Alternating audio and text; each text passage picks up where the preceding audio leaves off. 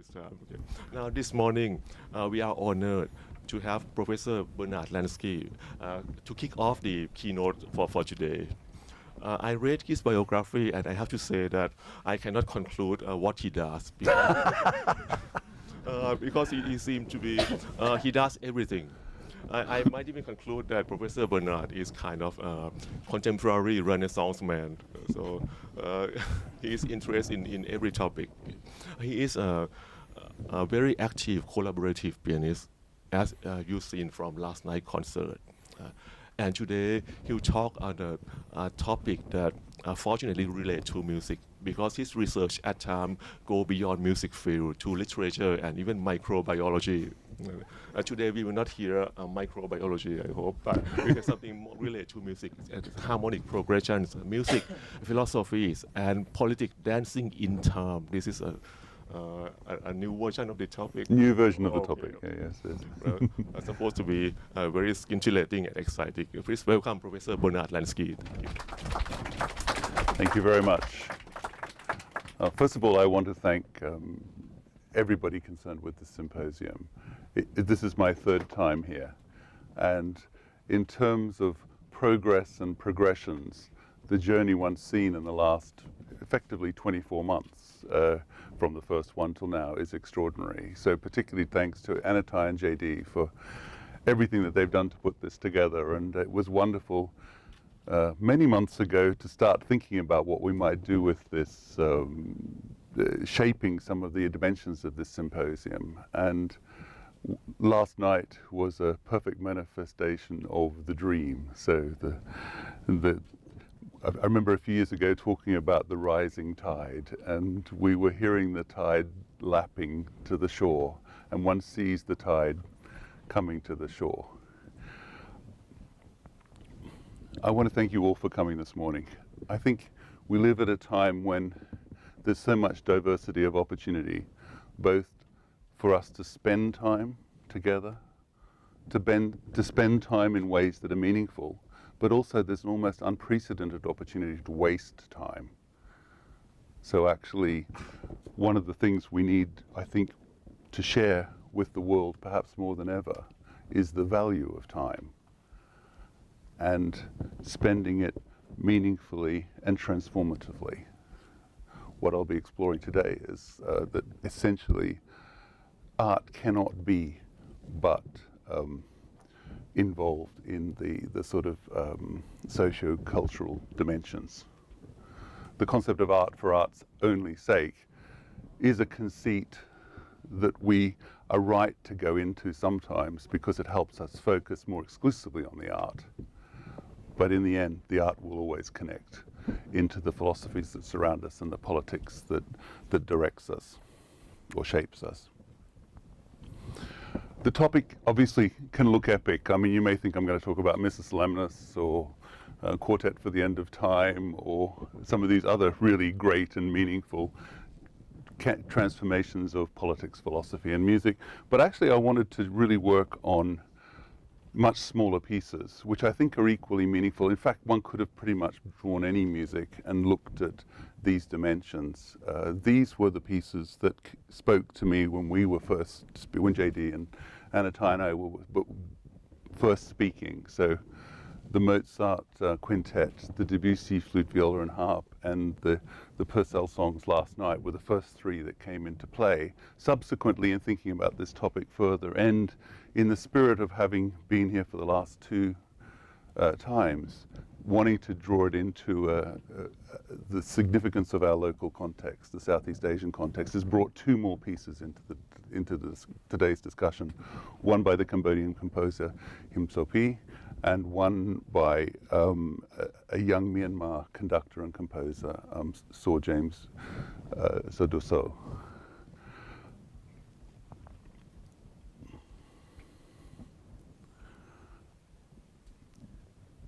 The dimension of connecting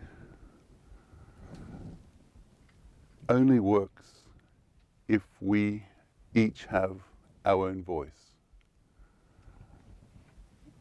We have to speak in order to be heard. So it's about discovering ourselves, as part of humanity, and then sharing that with others and dancing with the other so that we can take things forward. I have a particular fascination for chamber music because I think it brings together that concept both of the intimate and the universal. And I hope we can begin to explore how composers through time have done that. I want to start with Mozart. A piece of music that I think is really exceptional from a time in one human being's output, which is truly exceptional. In 1784, Mozart wrote the most extraordinary range of music. It was like he was totally inspired by new opportunity, or by adventure. The source of the adventure was actually partly fear. He was trying to make it out on his own, independent of state, sort of, and make a career essentially entrepreneurially. He was looking for how to be inspired in his voice. In about February 1784, he wrote one of the most extraordinary piano concertos. It's so perfectly formed that I cannot memorize it. Once you're inside the piece, you start playing it and you feel like everything just makes so much sense. It just flows effortlessly. And then the next day you've forgotten it. And I sometimes think for him, that was the reality he'd reached. He could do perfect pieces. So what? He wanted something that was going to really challenge him. His life was challenging him. He's just lost his first son. That's the sort of thing you read as a sentence in a biography. But obviously that transformed his life. K449, February 1784, was the first time he decided to keep a record for posterity of the pieces he wrote. So before that point, he had just written pieces, next gig. And he was doing huge numbers of gigs. I mean, gigs. Let's not think of them as grand concerts a la, the great concert halls of today.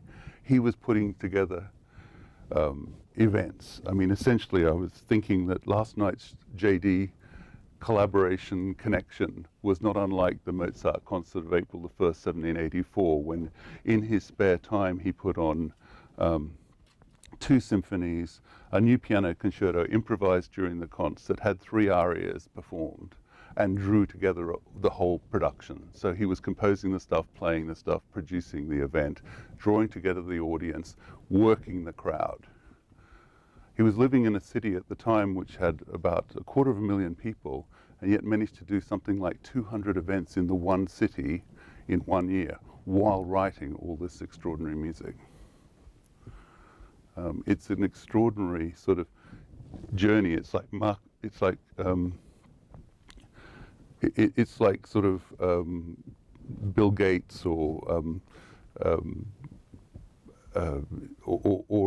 Steve Jobs or something in 1784, just in terms of what he's pulling together. So anyhow, this piano concerto has 2 oboes, 2 horns, completely typical. Everything flows beautifully. And then in March, he suddenly had this idea of writing a piece for 4 winds and a piano. We take it for granted as, yes, it's the famous Mozart Quintet in E flat, but actually, why on earth did he decide to write this, and what were the circumstances surrounding it? It could not have been written except in its time. And it's interesting looking at the socio-cultural dimensions of this. So, as it happened, Mozart was very able to communicate with all groups of classes and across borders in terms of humanity. He was working with Joseph II, who, so as Emperor of Austria, was very into music, and Joseph II had formed a harmony, which was essentially 8 wind players that were from all sorts of different class levels, but what they shared was a common level of talent. And I think what happened with Mozart was very simple. It was, no one's ever thought about these people as people. Even today we talk about an oboe and a clarinet and a horn and a bassoon. No, there were 4 people. And you see over and over again in Mozart's music, the people inspire him, not even just the instrument. So just to give you 2 examples in this piece, the clarinetist was extremely virtuosic. This was, in a sense, a really new instrument, but he was exploring the lower registers of the instrument. So in this piece you find numerous examples of that particular exploration as the starting point for making it happen. The horn player was somebody Mozart had known most of his life, actually, through his father, and sort of took the mick out of him because he sort of sold cheese as well as played the horn. If you go back into the letters of Mozart, Mozart provides a 1780s analysis of his horn concerto, which for all people who have to do contemporary analysis of composition should be read, because it shows how Mozart would have analyzed his own music, which was, oh my gosh, is that guy going to play again? Oh, he stopped for a while. So just taking the mick out of his friend. If you were listening last night, the very last thing that happens in the first movement is a completely crazy horn arpeggio, and it's purely to make fun and admire the personality of the horn player. So it's actually this idea of being able to draw off people for inspiration. But isn't that where we get our inspiration from? Connecting with the voices of people.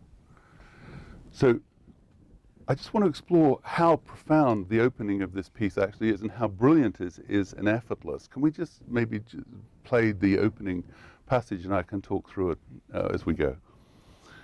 I'll let the group set up. Thank you.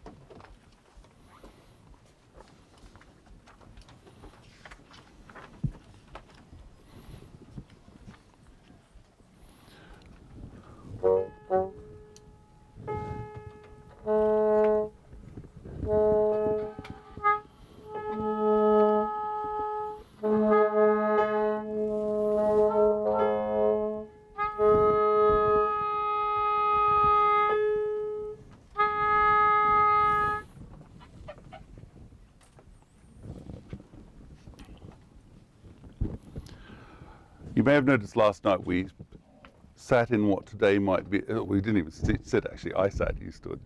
But we sat we were in a shape that was perhaps rather unusual for a performance of this piece. For me, it's obvious that in chamber music we have to trust each other. And we trust by looking in each other's eyes. So it seems to me one has to be able to see each other and help each other. So I just want to go through a little bit of this piece, and I'll talk as I play. So hopefully we can all make sense as we go along.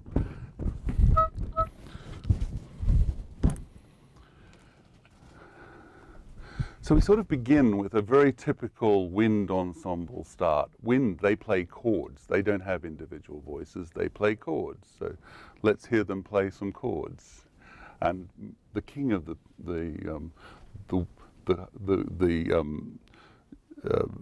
sound world of the time, the piano will play the melodies.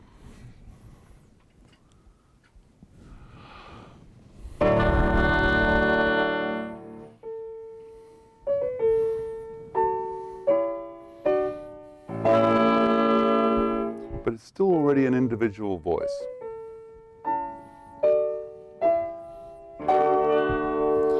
The piano of the time, of course, had somewhat limited expressive potential. You had to make it work.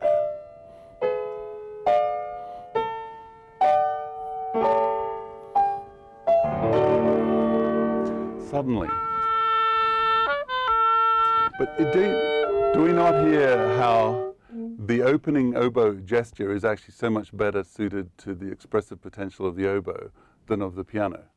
But that was a sort of profound moment, a single voice taking on the piano dialogue. But it's still the oboe. The oboe is the instrument that would normally turn up in piano concerto equivalents. So, but at least he dares to speak out the idea. And it's such a simple idea. It's essentially an ornament on a single pitch. That's it. Already you can express so much. Shall we just try from the chord there?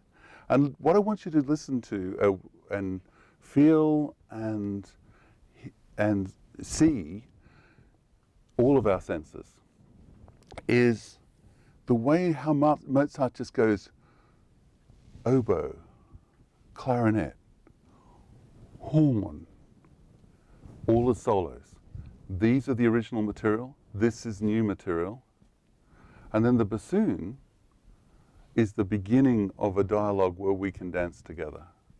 So if you saw the picture before, it almost epitomizes that in a very simple, naive way. But of course it's Mozart, so it works incredibly effectively and deeply honestly. And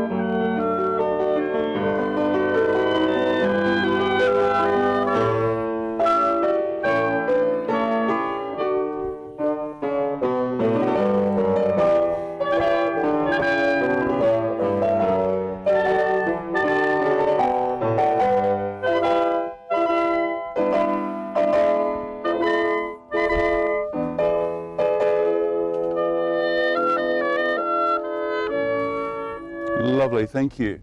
And it can go on effortlessly. The point being that actually you have individual voices, you have paired voices, you have combinations of voices, everything flowing one from the other. These are essentially instruments that don't blend. So the strings blend, these instruments don't blend. Rather than seeing this as a limitation, it's seen as an opportunity. You can actually hear the individual voices, therefore they can speak.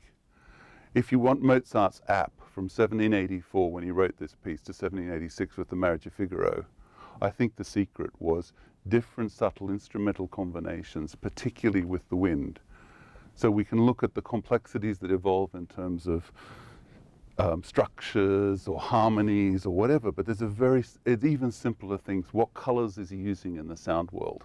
And this sense of adventure in color is obviously one of the core opportunities we have in music, and it's certainly one of the core opportunities we have for music in Southeast Asia particularly. The variety of colors we heard last night, the ways in which those voices maybe don't blend, maybe they converse.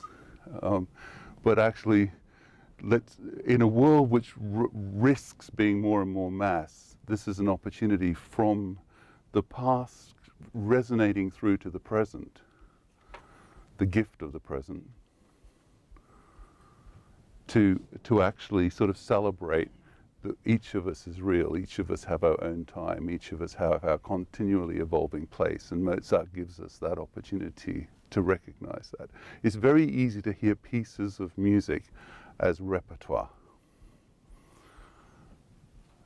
The music lies deeper than the repertoire. We need to rediscover the music in repertoire. And one of the reasons I wanted to bring Mozart here is Mozart in Southeast Asia in the 21st century has deep meaning. Along with all our local musics, we can celebrate each other's musics, which also have been with us in this environment, in this region for a very long time. Thank you very much, folks, and bravo. Thank you.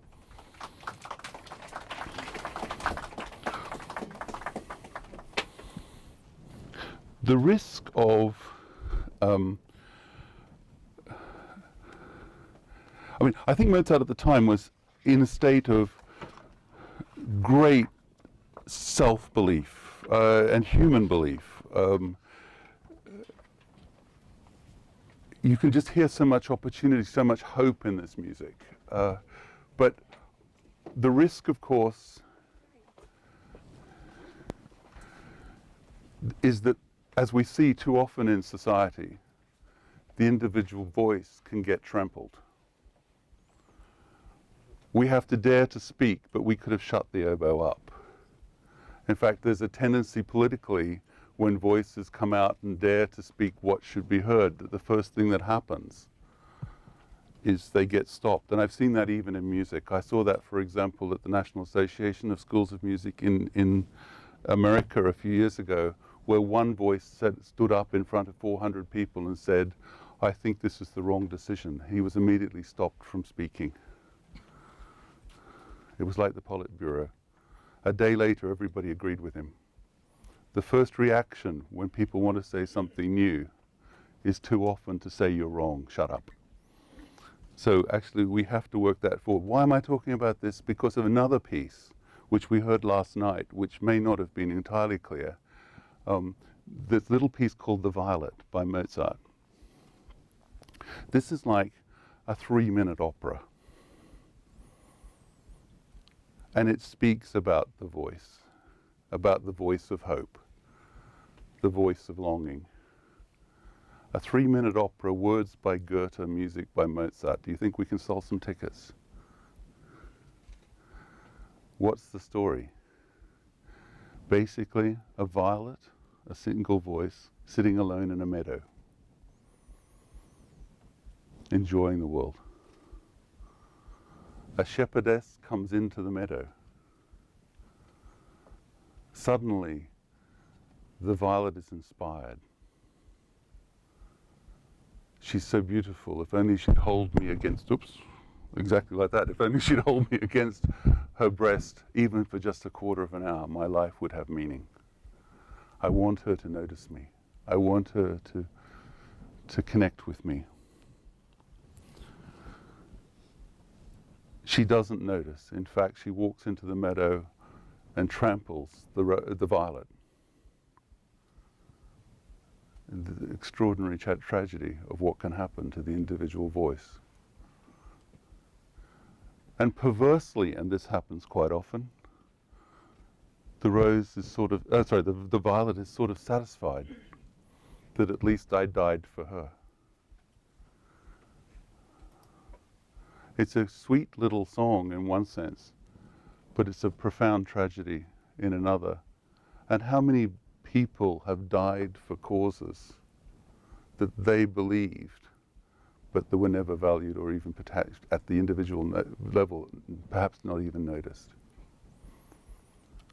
So the message just before the French Revolution, just before the period of tragedies we've seen subsequently, was this very simple little 3-minute song.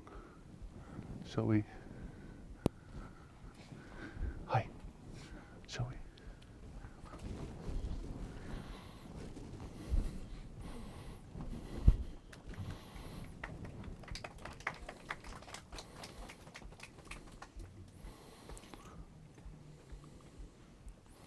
I'm going to try and do something I've never done before. Which is change slides while playing the piano.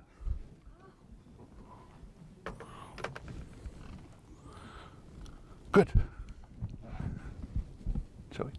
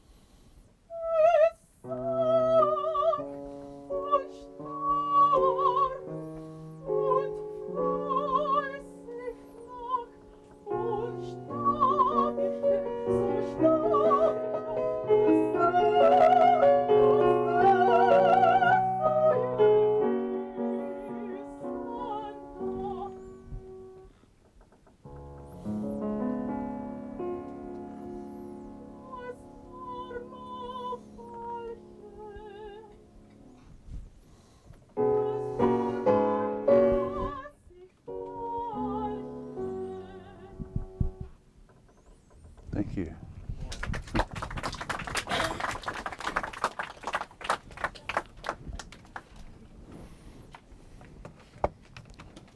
Mozart was basically 28 almost, in fact 28, when he was writing this music. He still believed he was probably immortal. The world had a lot of hope. He was writing extraordinary music. It was flowing effortlessly.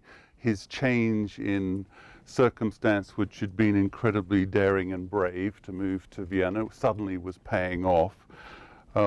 Yes, there were these moments where he might look at the sense of evolving romanticism, but even that opened up hope. I think we arrive at a very different situation in the next piece, which is Debussy.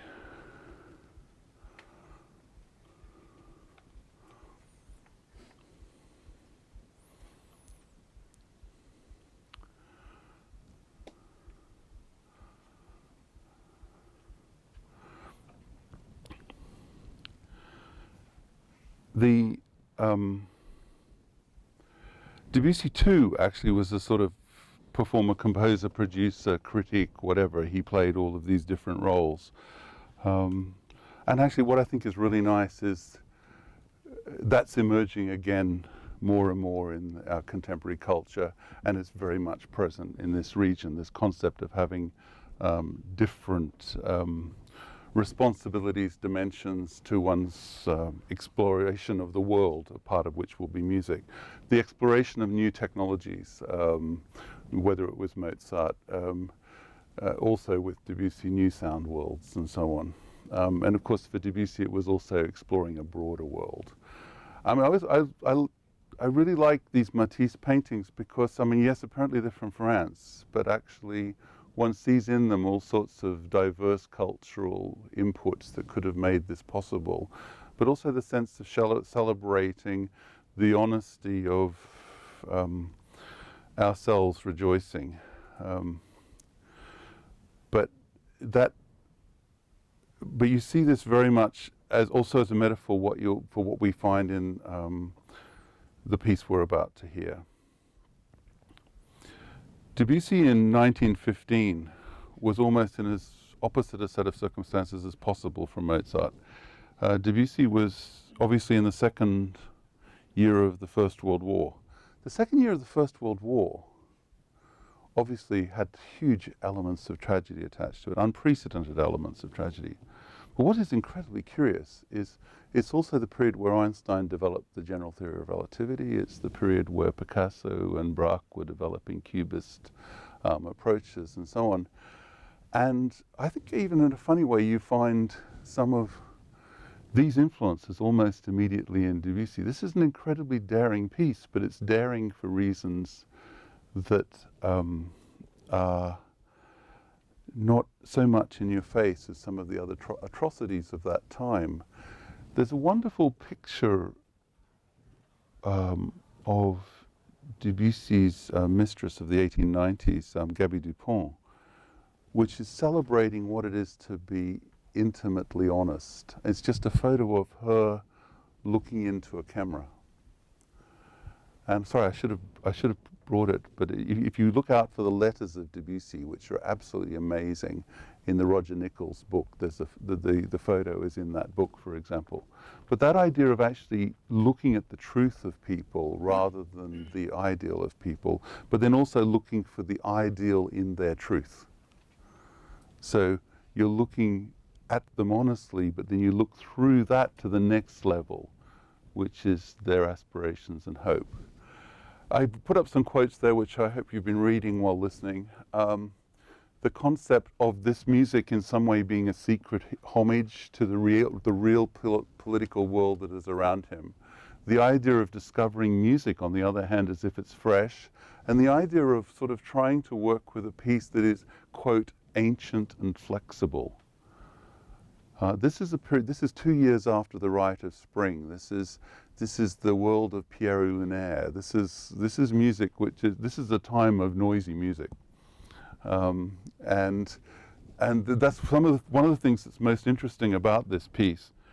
is how quiet it is. When we seek peace in our souls, surely we go looking for quiet, not for noise. The picture you see in front of you is actually a woodcut from the 1890s of a Greek vase. So there's a sense in which things come in and out of fashion through time, but there's also, and this fascination with the Greek world was very much part of the culture, obviously, around the sort of turn of the century in France.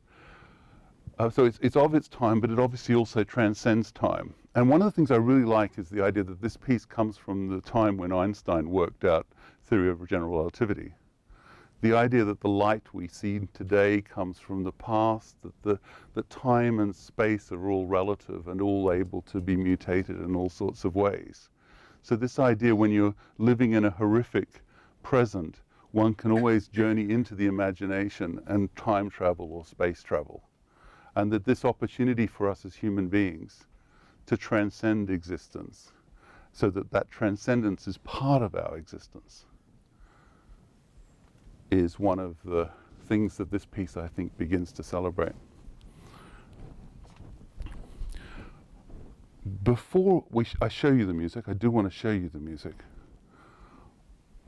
Can you show music? Anyhow, before I show the score, actually, I'd like you to listen to the music without the score.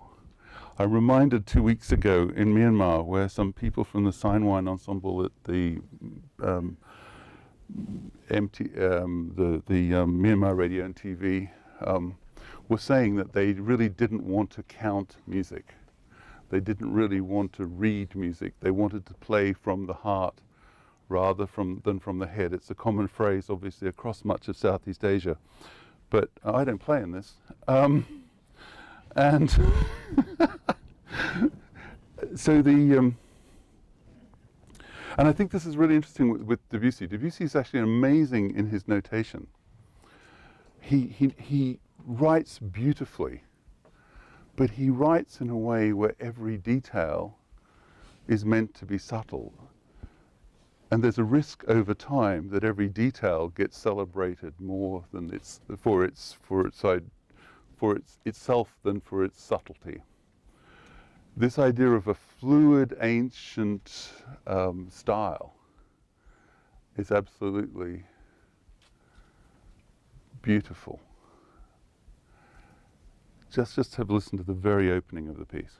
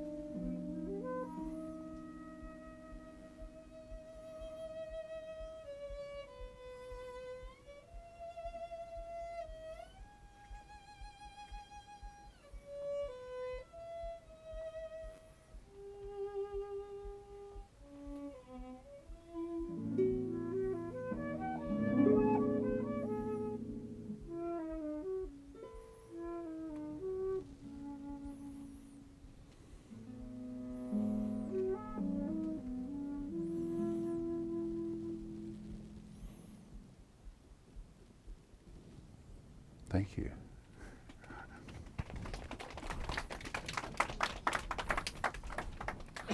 How do you notate lines that are so eloquent and fluid? Well, in 9/8, of course. But one needs sometimes to look at time signatures not with a metronome, please, not with a metronome, but with an understanding of some deeper things. 9/8 is a beautiful time signature. It's like a waltz inside a waltz. So actually the fluidity that comes out of that, particularly when you start dancing with it, so you look at the score there, and you can see in some senses it looks quite complex, but there's always a sense of a languid dance-like beat. Do dancers dance with metronomes? Not really. The other thing I think is obviously amazing for this piece is to dare to notate silence. Everywhere is silent. You have 3 instruments, but you have 1 voice for most of that opening. And then, of course, you can energize the music extremely simply. You can turn it into the next stage of a dance simply by moving to a slightly less consistent time signature, the groups of 3s and 2s. Just have a listen to this next idea, which you can see evolves sort of out of the other, but gives a sort of contrasting voice at the same time.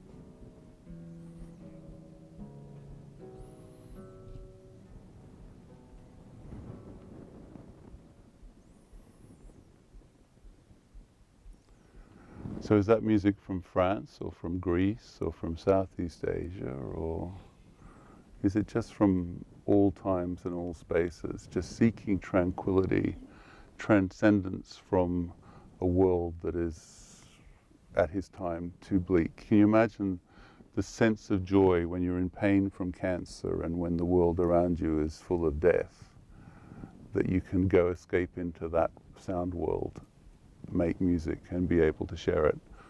And of course there are many other examples of music linking to healing. I know I brought some of the examples even from obviously Southeast Asia last year, but whether that's Schubert, Debussy, so many composers sharing with us the way in which we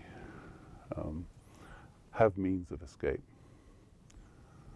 or is that means of hope? Anyhow, thank you folks. Looking forward very much to tonight, and thank you for taking this on. I want to move to 2 more contemporary pieces which I think are extremely interesting, or are the pieces interesting, or is the atmospheres, the ambience, the energy they share interesting? These could again be many pieces. The Cambodian composer Him Sophy is working on a Requiem. Well, he's written the Requiem for Cambodia. We're looking to a first performance in December next year. The piece is written, and I'll actually show you some of it, but it will be multi. It will cross many arts.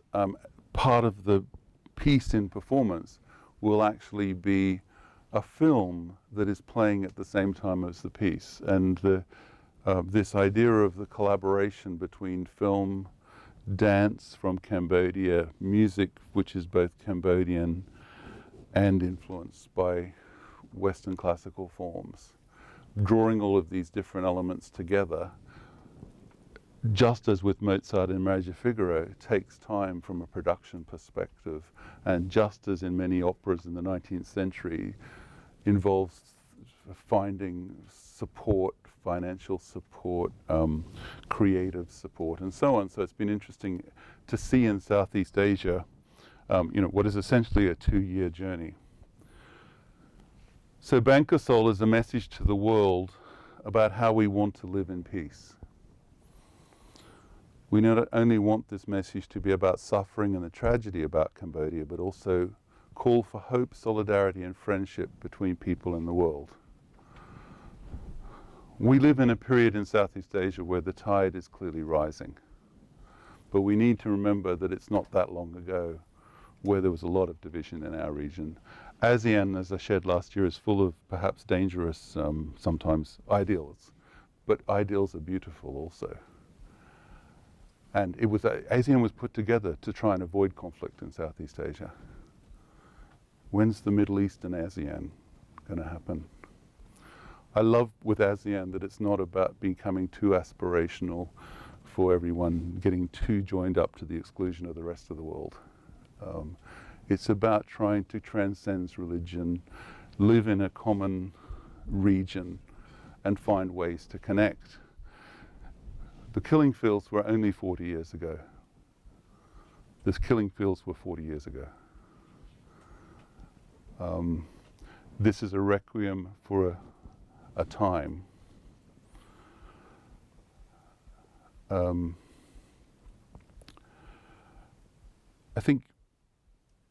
I hope you'll be able to see performances of this in Southeast Asia. Ironically, America's extremely interested, the rest of the world is extremely interested. We still need to find ways to make it happen in this region, not least in Cambodia itself. I want to share a little bit of a sort of workshop we did on the piece, because it gives you something of the flow and influence and the complexities of language. We're talking socio-cultural. Him Sophy had to study music in Russia because that's where you studied music if you came out of Cambodia. Therefore, Russian influences are in his music. But he also speaks the language of, he's transformed in a way as the Cambodian languages and philosophies and so on. So, for example, one of the things I really like about this piece, you'll see a conductor beating time, and you'll see a way in which the singer, as all singers, doesn't totally trust that idea. And Him Sophy wants it like that. He doesn't want it purely of pitch and purely of voice and so on. He wants this mix of cultures, of truth of voice. So this may just take a second. The end of the first movement involves a sort of, sorry, why have we frozen?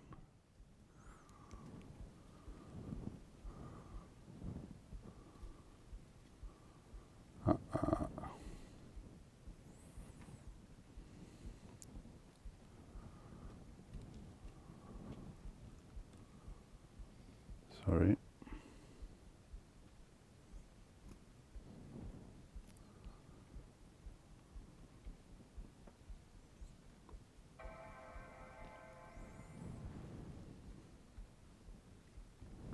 That'll take a moment to load up. I do want to show it. I will move quickly on to the final piece, just so that we can have talked about that as well. Just 2 weeks ago, we were invited to do a performance in Myanmar, in Yangon, and in Naypyidaw. Now, so Naypyidaw. And what was really extraordinary was the degree of political interest that was manifest. Aung San Suu Kyi came, the entire cabinet came to the concert. Some of you, of course, sorry, were there, yes. And it was an amazing experience. But it reminded me of something that I think is really fascinating. Just as Joseph II in 1784 was very much linked into the music, we've had an extraordinary year in Southeast Asia, certainly, and certainly even from my own experience in Singapore, where we've had Xi Jinping, Ban Ki-moon, and Aung San Suu Kyi wanting to connect to music in the building or in presence. We had the Minister of Culture here from Thailand. We had the Minister of Culture at the Sidom in Laos. The level of political engagement with culture, with the recognition of the value of culture in this region, is extraordinary at present. It's our responsibility as artists to make sure that we connect with that open ear. Having music in these people's agendas, literally, is of profound value. It's an opportunity that the world needs to see, but we need to make it happen. What I also thought was brilliant with the event there was seeing young performers, conductors, composers producing events together. So we had a Singaporean composer in Chen Jiangyi, and we had Saw Moses. So James, I mean, sorry.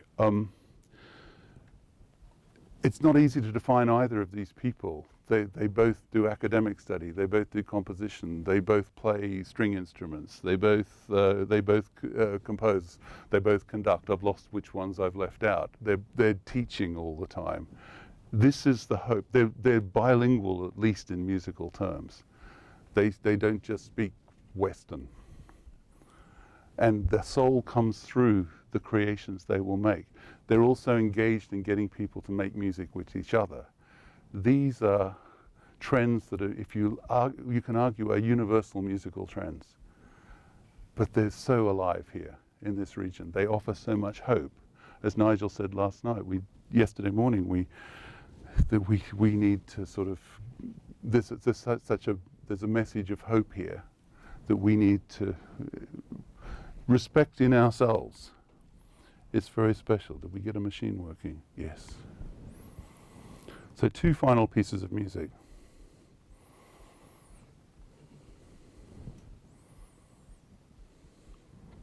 I hope.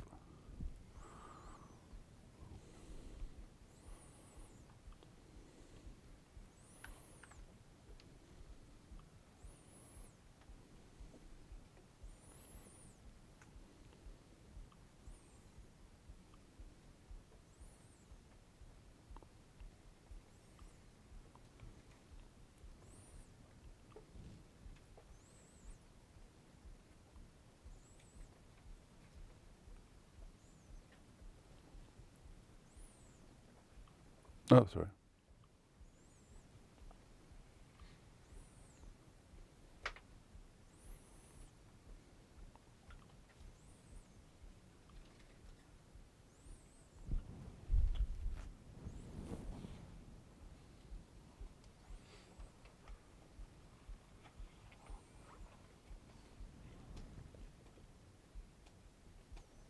Hmm?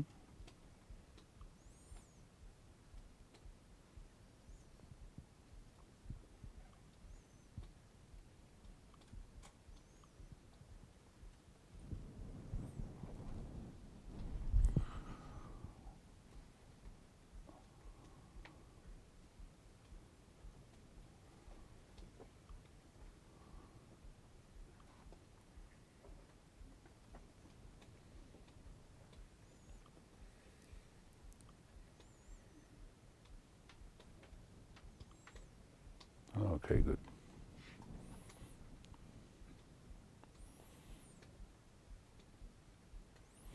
One of the reasons I wanted to play this was the idea of sound worlds that are constantly emerging and transforming.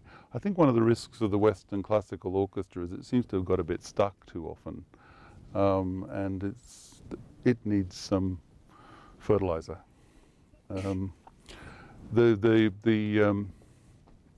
Preferably organic, but you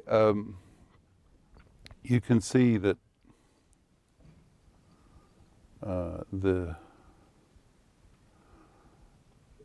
there's a lot of possibility just by adding a few instruments. That's what used to happen. Let's see if we can get this to function this time.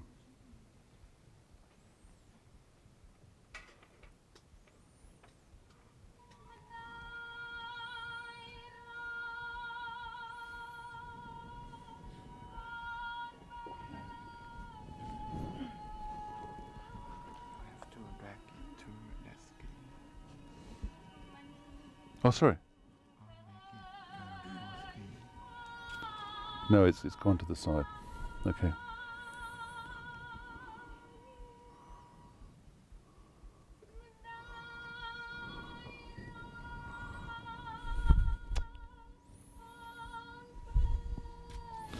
You solved this the other day, Ty. It's on the wrong screen.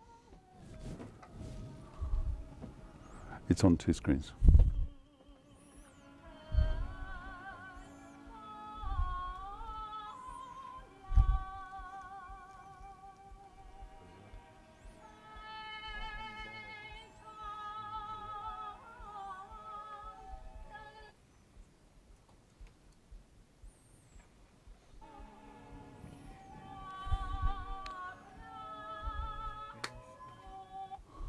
Oh yeah, hopefully.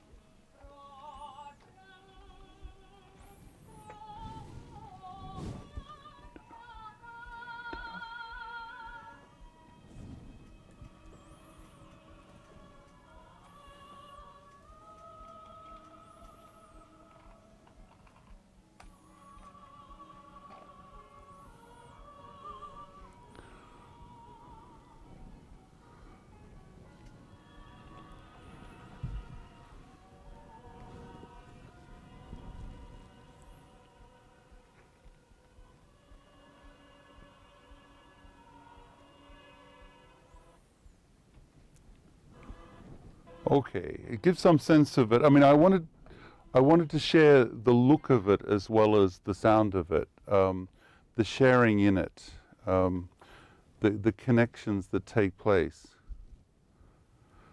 And just finally, a tiny bit of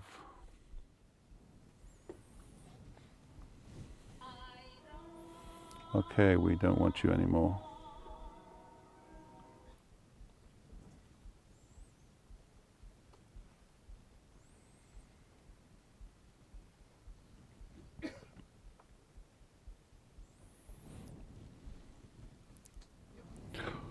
Okay, I'll leave it. I'll give up on the music and just to. Sorry not to be able to share this final example. It was actually fascinating last week when musicians themselves obviously were creating their own music as well as working with other creators.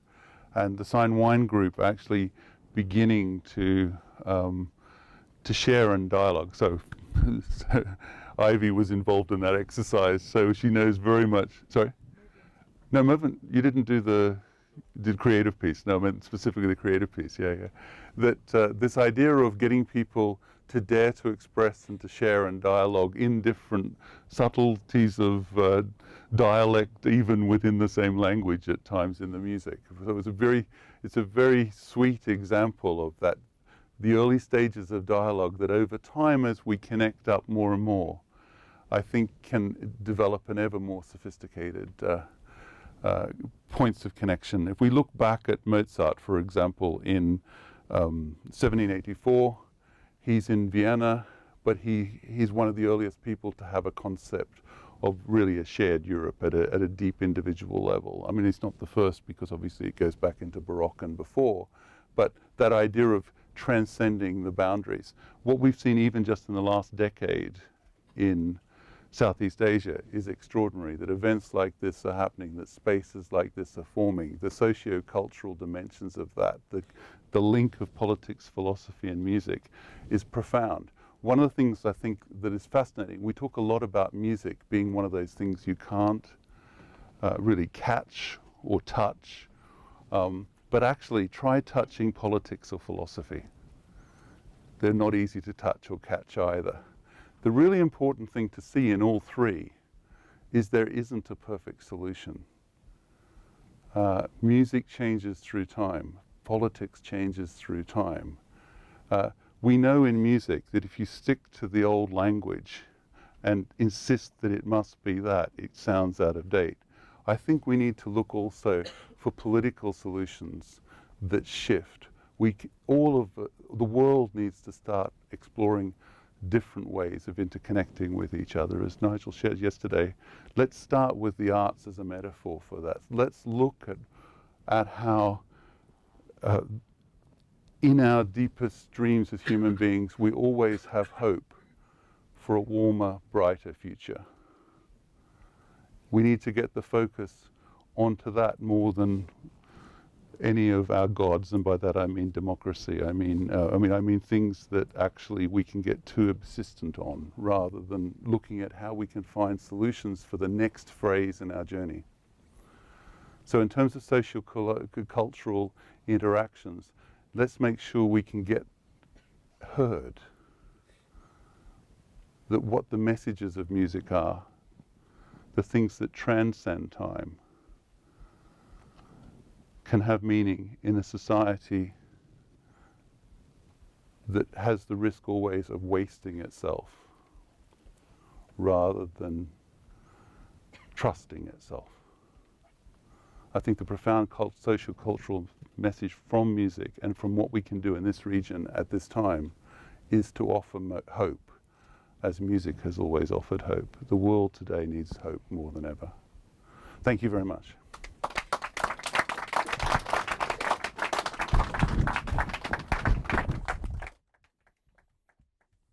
Thank you to everybody playing too. Thanks.